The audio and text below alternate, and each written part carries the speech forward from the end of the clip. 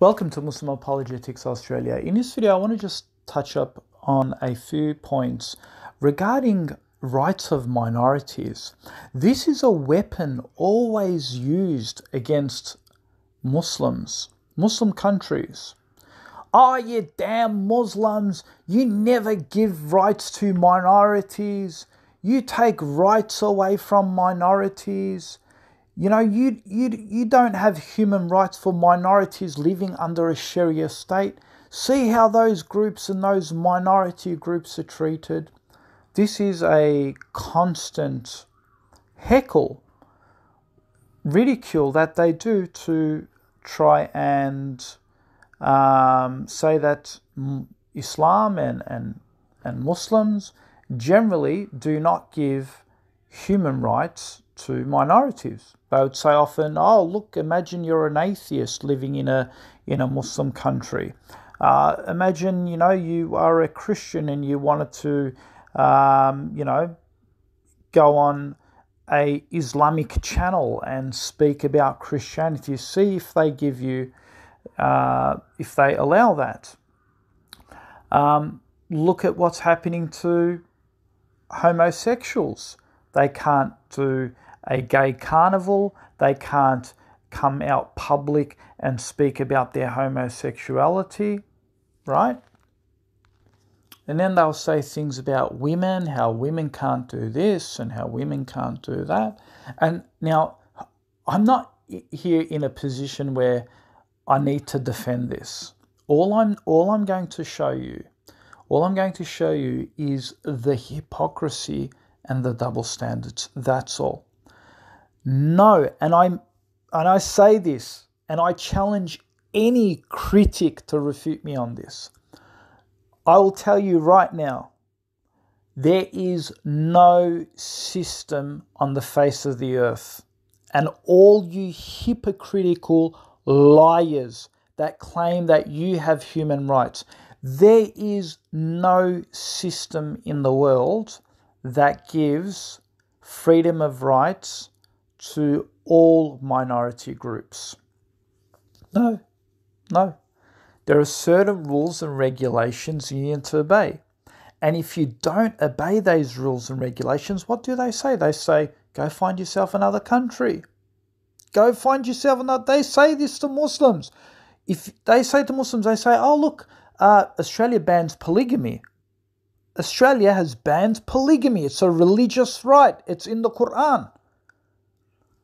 And if you try to say to them, I want my human rights, what do they say? They say, go to a Muslim country, practice it there. You want rights? You don't Islamicize our country. You want your right? Go to a Muslim country. So now I'm asking you, brothers and sisters, it's not that hard to say. Be open. Say, yes, we as Muslims, we don't give rights to all minorities because we have certain customs. We have a culture of Islam and we do not want to pollute it. You don't want to pollute your Western nation with Islamic beliefs. So it's very simple. The hijab, the niqab, it's banned in France. Their whole excuse was to say, oh, it's just about security. We found out recently. No, it's not just really about security. What did President Macron and the other lady, I forgot her name, running for office, Louis Pen or whatever her name is, she basically said, we want to preserve our French culture. So if you want to practice the niqab or burqa, go to Libya, go to Sudan, go to Saudi Arabia, go to Iran, go to Syria, but don't come here, don't do it here. Very simple, right? And you know all these rights that they champion, and this is the irony, right? This is the irony. You know how they always say, "Oh, we give rights to Muslims, we give rights to minority groups here, we give rights to LGBTI, we give rights to women," and what happens? They've got the highest divorce rates because they've given women such positions of authority, and I mentioned this in my previous video, that women who are now CEOs have got the highest divorce rates. Highest divorce rates. This is academically proven, right? Because they've given them positions of CEO, they've taken them out of the house, they've made work priority, number one priority for them. And again, in Islam, I've always said this in my previous video. Yes, in Islam, if a woman has to work and she's the only breadwinner and she had a divorce with her husband and there's no one looking after her, yeah, of course, she can go get an academia, she can work, no problem. But you see, the Western agenda has made it a woman's right to be equal with man, to earn as much money, even more than him, right? To work, leave the house comes later. Don't worry about the house, and the children are broken, right? Grow up in broken families. And what's happened? All these rights that they've given, complete full rights, right? Just go for it. The world's your oyster. And they've got the highest divorce rates. They've given all these rights to LGBTI, all these rights. Now their children are becoming homosexuals. The Christian parents, their children, they can't stop it. It's a phenomenon now. Their children are all becoming homosexuals. And they can't stop it now. All the parliament, the people who work in parliament, their children they're all becoming homosexuals. And they can't stop it now, right? I swear, I'm seeing that the non-Muslims are sick of it now. A shopping centre, a mall, it's Coles Shopping Centre in Australia, right? I think they're giving whoever is trans or LGBTIQ, they're giving them something like a 10% pay increase, something like that. And all the Australians are going, oh, this is discriminatory. How are you, why are transgender people and LGBTI, why are they getting these rights? Why, what about the single women? What about the pensioner? What about people who are doing it tough, like the elderly? Why aren't we giving those workers who work for Coles and Woolies or whatever, why aren't we giving them a 10% increase, right? So notice, folks, when they actually say that they're giving rights to minorities, by doing so, they're actually discriminating against other minorities or other groups, right?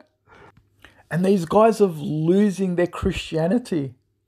How many, Brother Daniel Hakikato debated a white nationalist, and a white nationalist is saying, because we moved away from the Bible, because we started handing out rights to homosexuals and LGBTI and feminists and atheists, they've lost their Christian identity. Right. David Wood, in his debate with Daniel Hakikato, this Christian hater of Islam, he was actually trying to ponder about what system could sort of be implemented back where they could restore some Christianity back. And Daniel Hakikato was making fun of David Wood on this. Let's listen.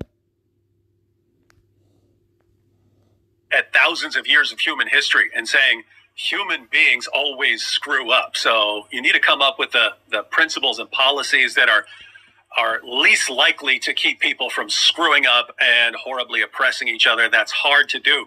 David is perpetually wondering, oh, life is so terrible. If only we had a system. And Christians are like, it's Christianity. Christianity is the system sent by God. And David's like, I wonder, what system could there be? So there you have it, folks. It's like David Wood, a Christian apologist, he's wanting a system because he knows his Christianity has been lost in the dark, because they have given the voice to the atheists like Richard Dawkins and Sam Harris, and, to come on public Christian national television, right? Christian society, majority Christian society, to tell them how God is a delusion, right? This is the freedom that they gave these people. And so as a result, what are we seeing according to Pew Research? Look at this, minus 66 million by 2010. Between 2010 and 2050, Christians will be on a negative 66 million. They'll lose followers. Because these Christian nations have really pushed this agenda that we need to let secular liberalists under our freedoms of minority, because atheists were minorities. They gave them such freedoms that now they're on the pedestal and they're dictating. They're saying, keep the church out of the state politics. Remove it. Keep the creation version of Adam and Eve, the creation version of design, out of school. Keep it out of school. Keep it out of science. Don't teach the children about intelligent design, right? The atheists pushed them into the corner under, freedom of speech. They didn't allow the Christians to get it over them. And now, how many university students, they're all going towards atheism and leaving Christianity, right? Because of this propaganda. They allowed this propaganda to grow in their Christian nations. And the Christians are so desperately annoyed at this. They're so frustrated. And sometimes it boggles me when I see David Wood and things like that arguing with Muslims, arguing and debating with Muslims, when you guys should be concentrating on the secularists you've lost the debate to. The secularists you've allowed to come in to indoctrinate your children. It's not the Muslims who are sitting on the minbar, who are in your Western universities indoctrinating them to come to Allah. No, it's the atheists. It's the atheist propaganda that are calling your children to atheism. Mainstream TV, it's all broadcasted by atheistic shows. You will not see tele-evangelical Christian shows, for example, in Australia, prime time. You'd hardly see them, right? If anything, it's 3 a.m, 4 a.m, 2 o'clock in the morning when everyone's asleep, they put Christian shows on, right? So this is what's happened in Australia. This is what's happened in Australia. That's why a big proportion, according to Pew Research in Australia, they're losing their faith out on Christianity. A big proportion is now declaring they're non-religious. They don't identify as being part of any organized religion. Now I know what you're probably thinking. You're saying, "Oh, look, that's why." If you guys allowed that in Islam, a lot of in your Muslim countries, then a lot of people leave Islam too, right? This is their argument. But here is a question, folks. Here is a question. Let's be consistent here.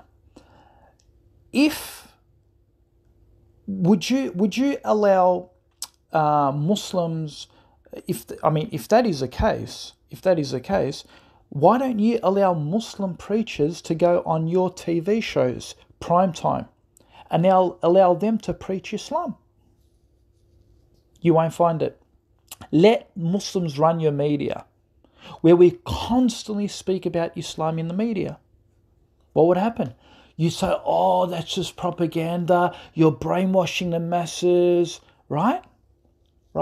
So, and then you'll say, "Oh, the reason why people are converting to Islam because we've got all these speakers talking about Islam on our national TV. We need to take them off national TV." That's what you would do, right? So let's be fair. Let's be fair. If you want us to open a voice for ex-Muslims and voice for atheists to come on our platforms and preach to millions of people on our Islamic national TVs, okay, but you do the same here. You do the same in Australia. You do the same in America. On national TV, prime time, where 1 hour, 2 hours, 3 hours, we just speak about Islam and the Prophet Muhammad and the Surah of the Prophet ﷺ, and we start talking about, things to challenge Western ideals. Let's preach about that. Let's see if you allow it. Right? You wouldn't because you know that people will accept it. Okay, well, so that means Islam is the truth then, and you're hiding it.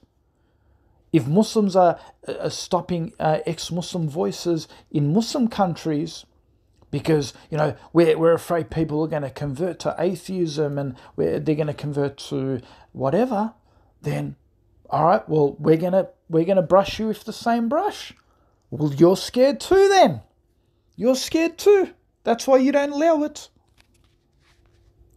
And guys, don't be fooled by these people. They'll say, oh yeah, on certain shows we allow a Muslim to come on. Nonsense. You know what happens?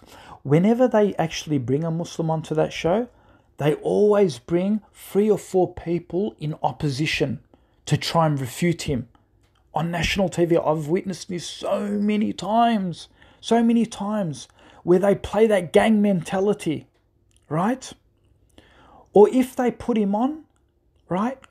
If they put him on and he talks about Islam, whatever, they'll put like 3 or 4 different shows talking about atheism. I've seen that 100 times. 100 times, right? No. Let a Muslim speak unchallenged. Completely unchallenged. Let him just talk about Islam. They won't allow it. No way. And see, this is another hypocrisy, right? The Westerners, during the COVID vaccination period and things like that, you had anti-vaccine campaigners. The government was shutting down anti-vaccine campaigners, doctors. They were shutting their websites down. They were shutting their media platforms. They were revoking these doctors' licenses who are anti-vaccine because they were talking bad about the vaccine. And they were saying, oh no, this is just a conspiracy. These are conspiracies. And in fact, a lot of people weren't taking the vaccine. A big proportionate of the people, it took them, in fact, the government was actually handing out money to people who will come forward to take the vaccine. They're giving him prize monies, putting him in lotteries and things like that, saying that if you get the vaccine by this certain date, you're going to be running for the draw to win certain amount of millions of dollars, whatever it is, the lottery. Literally, this is what the government was doing, right? And so the question has to be asked, were they scared of the truth that they were silencing and shutting these people down? Let's be fair now. Let's be fair. If you want to say, well, Muslim nations are shutting down ex-Muslim voices and atheists because they're scared of the truth, then you would have to concede that maybe the government is hiding something and they're stopping and shutting down doctors for speaking against the vaccine. So these doctors must be right about the vaccine, how harmful it is. Because, if they weren't true, then the government wouldn't be really shutting them down now, would they? If what they were saying is just a bunch of nonsense, the government wouldn't care. But the fact that they shut them down proves that they must be right. Well, let's use that same standard, right? Because that's what you say. The reason why Muslims are shutting down atheists and ex-Muslims is because they're scared too, and what the ex-Muslims and the atheists are saying must be right. Right? So, which is it? Which is it? You're gonna be a hypocrite, or you're gonna stay with your word? Which is it? You can't say one is true and the other one is not true just because both of them are being shut down. I'm pretty sure you would say, no. These doctors, these anti-vaccines have lost their mind and they're just conspiracy theories. They really don't have any evidence what they're talking about. And it is the right thing to do that the government shuts these people down, because what they're doing is creating harm for the people, right? We can say the same thing. Yes, these atheists and ex-Muslims are creating harm for society. They're lying about Islam. They're perverting and misquoting Islam. Therefore, they need to be shut down, and if they don't get shut down, their cancer will continue to spread, and people will get fooled by these people, and it will endanger their lives because they'll lose salvation, they'll lose Islam, then they'll go to hellfire. And we don't want people to go to hellfire. We need to protect them, just like we need to protect people against lethal diseases. So we need to vaccinate them. So we need to shut down these bad doctors who are manipulating and misconstruing the evidence, the scientific data. Therefore, we need to shut them down. So we could say the same thing. But the Christians, folks, the Christians are now suffering, and they really want to root out the atheist mentality, the propaganda, and they wish they can come back to traditional Christianity. They wish they could shut down these organizations. Again, Islam says, if these people want to become atheists and they're atheists, they could silently go into their own private lives without blowing their trumpets, no problem. But if they want a pedestal, then they're going to get shut down for every reason, because that's exactly what you do with Muslims. That's exactly what you do with doctors who are anti-vacciners. They gave them rights, the women's rights, the feminist rights, abortion. 68 million babies are being murdered in the womb. This is worldwide, right? This is the freedom they gave. This is the freedom they gave. Abortion, murder to your child by license. This is the woman's rights that they've given, right? The woman's rights, yay! And they're copying it now. What's happening, folks? Their civilization is on a decline. They're so angry. They're like, Islam is growing. Look at the fertility rate of Islam, right? While we're producing children, they're murdering children. And as Ahmed Deedat said, he said, we don't even have to lift a finger, a sword. We're going to conquer them on the fertility table. Right?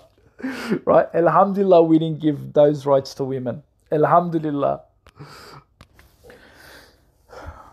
Wallahi, when you look at the Islamic Sharia system, you'll see how rights were given to non-Muslims, right? And there are certain rights that weren't given. We're not ashamed of that. Umar ibn Khattab, for example, said, their churches can't be higher than our mosques. Their symbols can't be displayed like ours, right? No problem. But can Christians live among Muslim societies? If they want, they can. If they don't want to, they can go live in a Christian nation. No problem. Goodbye. It's up to you. But wallahi, if you have a look at the Sharia system, Christians were given certain rights. They could actually judge one another in their own courts. This was established even during the Khilafah time. You think that these people in the West, they're going to give those sorts of rights? Oh yeah, you can have Sharia law. You can have a system, and I'm not talking about the ludicrous one in UK, which only deals with some sort of civil matters, family relations and things like that. No, I'm talking about all aspects of Sharia law, right? You won't find that sort of court system. In fact, these Westerners are such hypocritical. They'll say, look at these Muslim countries, they don't give Christian minorities rights or Jewish minorities rights or atheist rights or blah, blah, blah. Yet, not a single one of them in the West would ever say, we allow you to have your own court system, Sharia court system, where you judge your own Muslim affairs through those Sharia courts. They'll never allow it. Never, ever, ever, ever, ever. In fact, they'll say there's a separation between church and state. Therefore, there's a separation between your Islamic belief and our system. Our system, which is secular law, overrides all other systems. Right? This is what they say. And they want to talk about minority rights.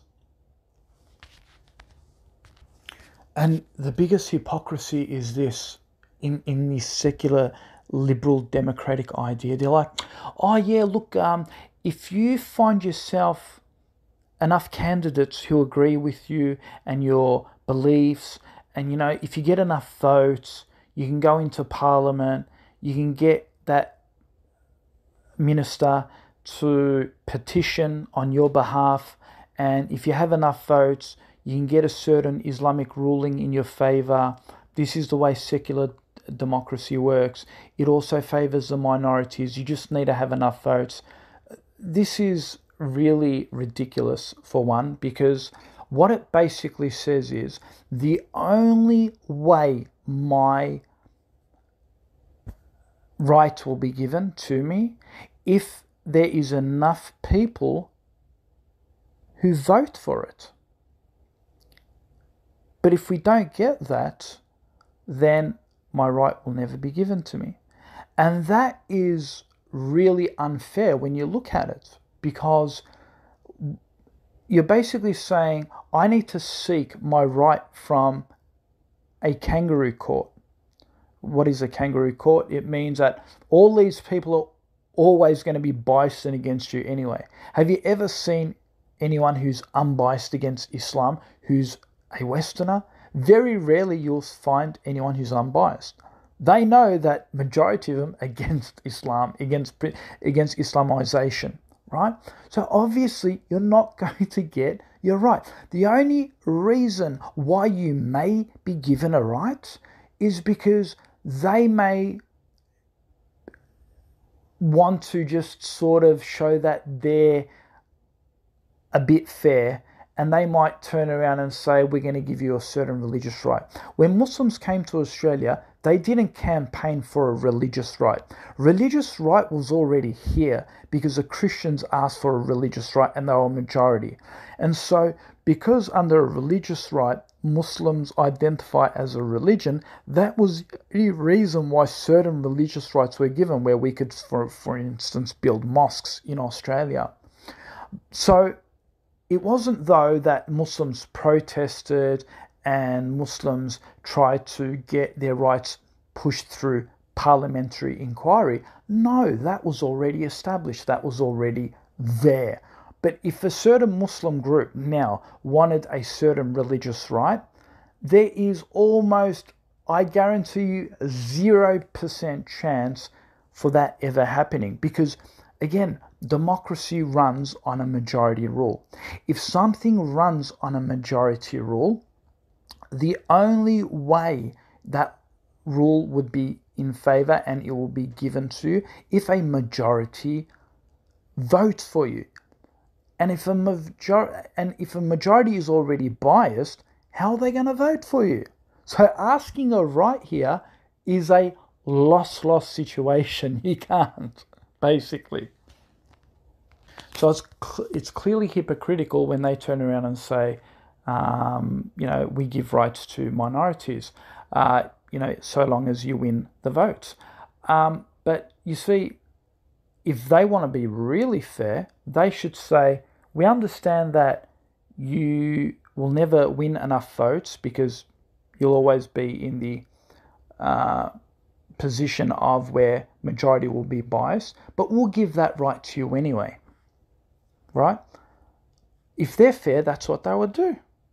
But they won't do that because they'll use the tool of democracy, majority vote, against you. It's basically like a Christian going to a Muslim nation, right? This is how unfair it is, right?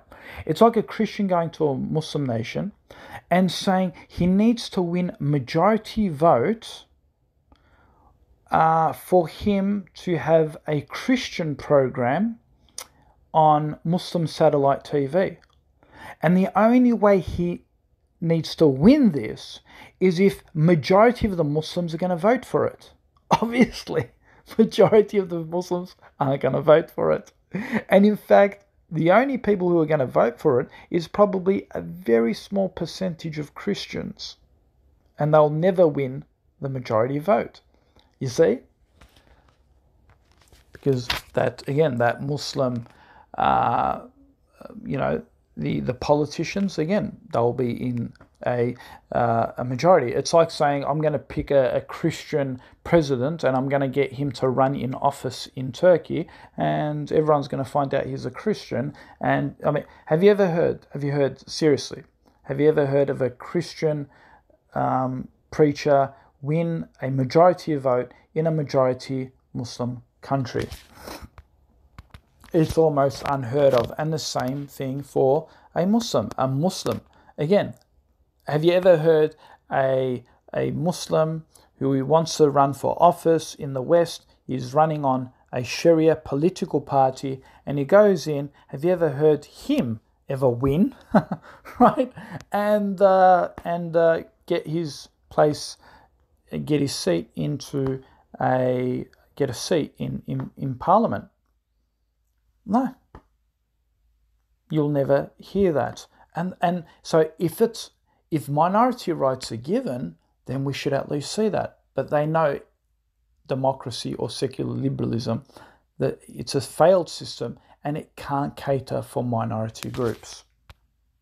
And the only reason why the LGBTIQ were given rights as a minority group in this country is because majority of them voted for LGBTIQ, because majority of them, again, like I said, they've lost their Christian identity. A lot of them have gone to secular atheism, and a lot of the LGBTI movement have got a strong hold in the media. So they were allowed to infiltrate the media, infiltrate the education system and the curricular system and things like that.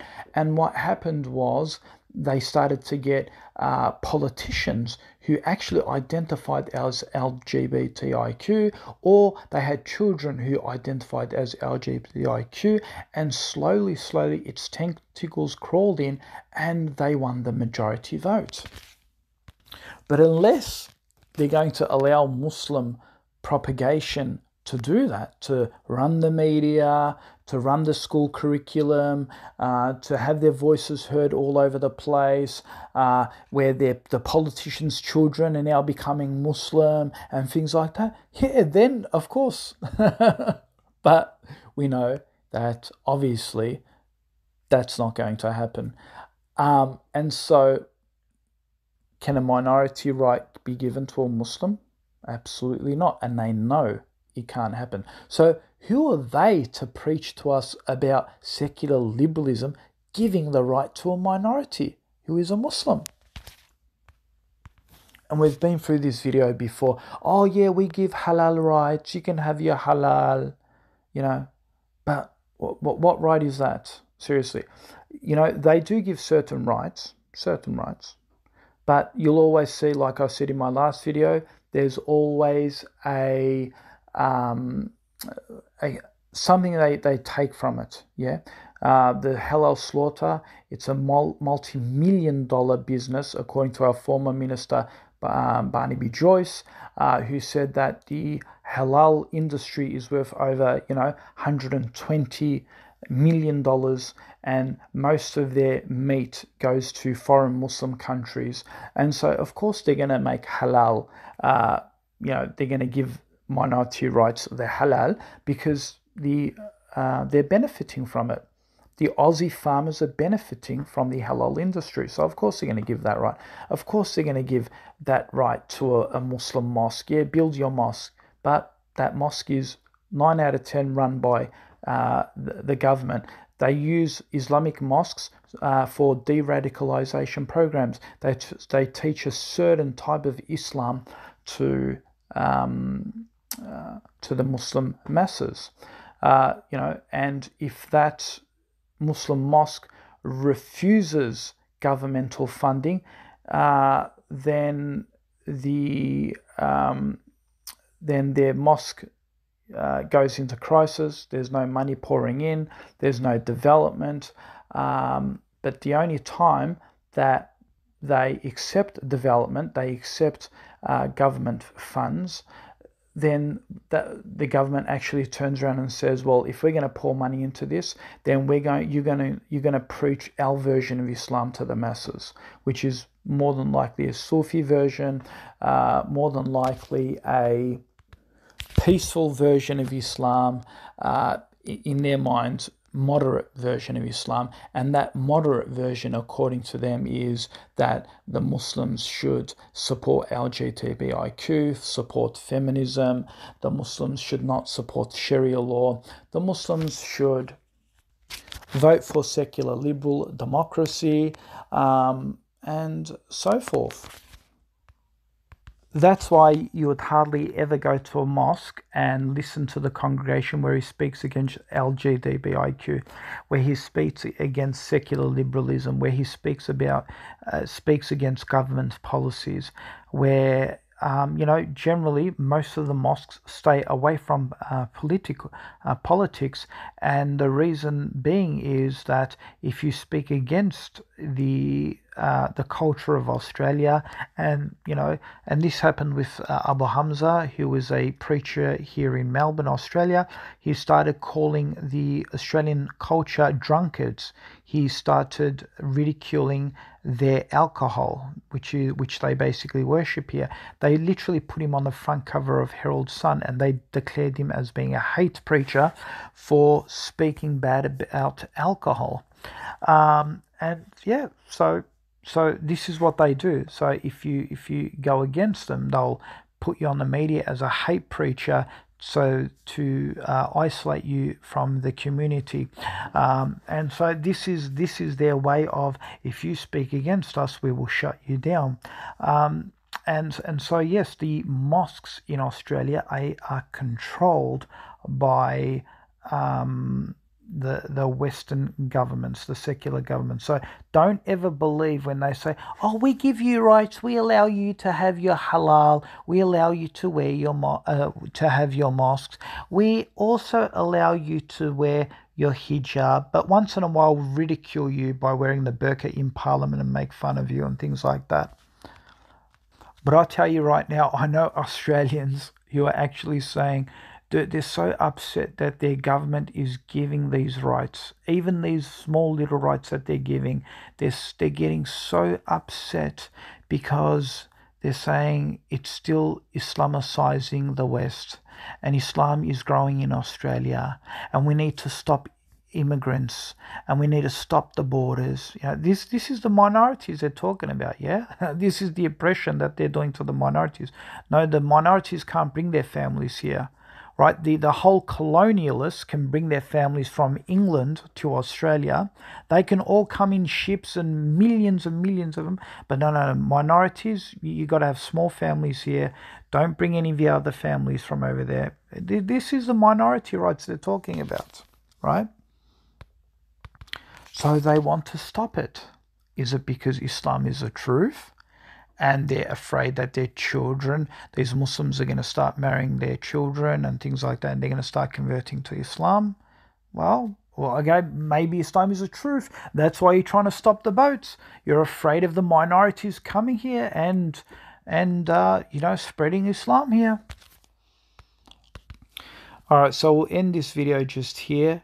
I might do a part 2 in the future on this same topic and continue. But for now, yes, the double standards and the hip. But just before I go, this is one more point. And just before I was about to stop the video, it came to my head. And that's why I think I should pursue a part 2. Here's the interesting thing, folks. You know how they talk about minority rights? This is one final point. They're like, oh, we give rights to Muslims. If you want to be a politician and you're a Muslim, we will give you a right. And this is the biggest con ever, right? Because when you actually look at some of the politicians who run for office in Australian politics, like you look at some of those figures, and I'm researching into those politicians because there are some Muslim politicians in Western politics. They say they're Muslim, but you look at their behavior, and either she's a feminist or she's a greenie, like feminist greenie, which can right? And she's a non-hijabi. Usually it's a non-hijabi, right? Right? And she's drinking alcohol. And by the way, I'm not going to mention any names, right? You probably know who I'm talking about. If it walks like a duck, quacks like a duck, it must be a duck, as the saying goes. But anyway, you can figure it out yourself. She actually sits down. Oh, you know what? I'll say the name anyway. Her name is Mehreen, right? And the reason I'm mentioning it because I did expose her on my Facebook. So yeah, there you go. I've said it. Mehreen, her name is. You can have a look. She's a feminist. She's a greenie. She works for the Greens. She's a non-hijabi. She sits on the same table where they drink alcohol. All right. And she's a LGBTI activist. So she supports LGBTIQ. Right? Right? And yeah, so these are the people, this is what you have to, these are the clothes you need to wear to make it to Western politics. Someone looking like Osama bin Laden, not that I support Osama bin Laden, but I'm just saying someone who looks like Osama bin Laden is not going to get into office. Someone who rejects LGBTIQ, rejects sitting on the same table where alcohol is served, rejects feminism, someone like that, unless you're a right-wing person and you got heaps of support behind you like Pauline Hanson, you may get voted in, but obviously you're not going to get that sort of support here like the right-wing fascists. You're not going to get into politics. And the way Muslims actually get to high positions, when they actually change their name, they might have to take off their hijab. And so what happened to accepting minorities? Giving minorities a go, right? Do you know the struggle and effort these Muslims have to do to disguise their religion to get into certain positions, right? Some of them actually disguise it, but most of them literally, the ones who are very secular and liberal in their thought process, these are the ones who actually get into your office. Because they get accepted, right? That's how they win the votes. But if you're going to go in there looking like a Taliban, no one's going to vote for you, brother. Or it doesn't matter how intellectual you speak, doesn't matter what kind of university degree you have, right? Someone like Walid Ali, for example, yeah? Walid Ali made it to mainstream TV on The Project. The guy has openly said, I support homosexuality, right? So obviously he got to a certain position in his life where he had to accept a certain ideology to win public support. Can you imagine if Walid Ali condemned homosexuality? He would lose his TV program straight away, right? So don't ever believe these guys when they say, oh yeah, if you are a minority, you're given the same rights, you're given the same equal opportunity to reach that certain place. No, don't ever believe this. Look at even American politics. There are two Muslims, I believe it is, leading the pack. Two Muslim women, right? Their names are Ilhan Omar, for example. She has said vocally to the American people on stage, she says that she rejects Sharia law. So you can see the link here where Ilhan Omar, she bravely introduces anti-Sharia legislation to Congress. Her fight was against the Bruneian government who put certain sanctions against the LGBTI community. And so Ilhan Omar was against this. And she writes, she says, these laws are anathema to our values as humans and must be condemned in the strongest possible terms. Omar said, the new statutes will violate the human rights of women, children, and the LGBTI community. This brutality runs counter to universal values of respect for human rights and freedom for people to worship and love whoever they choose. Because the Brunei government was making it illegal for homosexuals. And so she was against this, right? And she was even seen at a party with LGBTI community, trans community. Let's look.